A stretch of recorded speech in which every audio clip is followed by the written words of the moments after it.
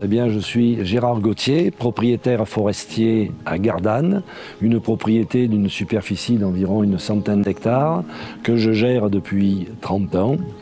Et du coup, je suis très engagé dans les instances forestières puisque je suis président de France Sylva des Bouches-du-Rhône. Je suis aussi membre du conseil d'administration de France Sylva au niveau national et je suis président d'une association qui s'appelle France Forêt Provence-Alpes-Côte d'Azur. Il faut savoir que cette forêt, compte tenu de notre climat, a un accroissement assez rapide puisque c'est de l'ordre de 2% par an. Et il faut savoir aussi que sur ces 2%, nous ne prélevons que 20% de cet accroissement. Ce qui veut dire que sans toucher au capital forestier, il y a encore beaucoup de marge de manœuvre.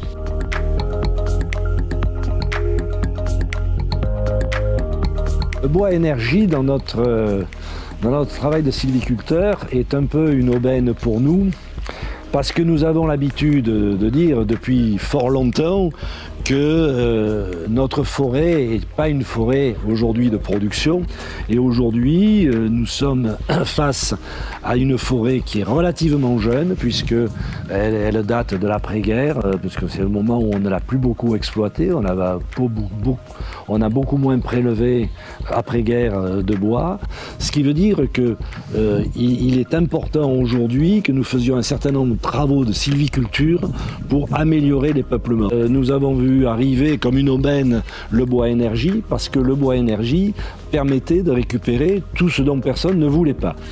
Et plus encore avec les grosses centrales qui sont arrivées il y a 5 ou 6 ans, que ce soit Brignoles ou Gardanne, là on s'est aperçu que ces centrales-là pouvaient brûler du bois avec du verre dedans, j'allais dire entre du verre, c'est les aiguilles et des feuilles, ce que ne pouvaient pas trop faire les petites chaufferies pour des problèmes techniques.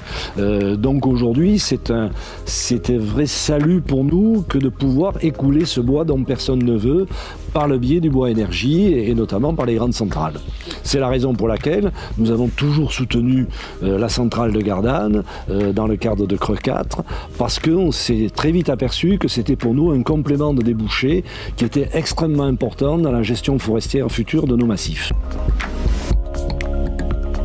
Alors, les forêts sont gérées durablement d'abord par l'application du code forestier. On ne fait pas n'importe quoi avec le code forestier et c'est un des premiers garde-fous qui est extrêmement important. Et ce code forestier stipule entre autres que les forêts, qu'elles soient privées ou publiques, doivent bénéficier de plans de gestion. On est tenu à faire un certain nombre de travaux dans un certain nombre de délais de manière à gérer durablement nos forêts.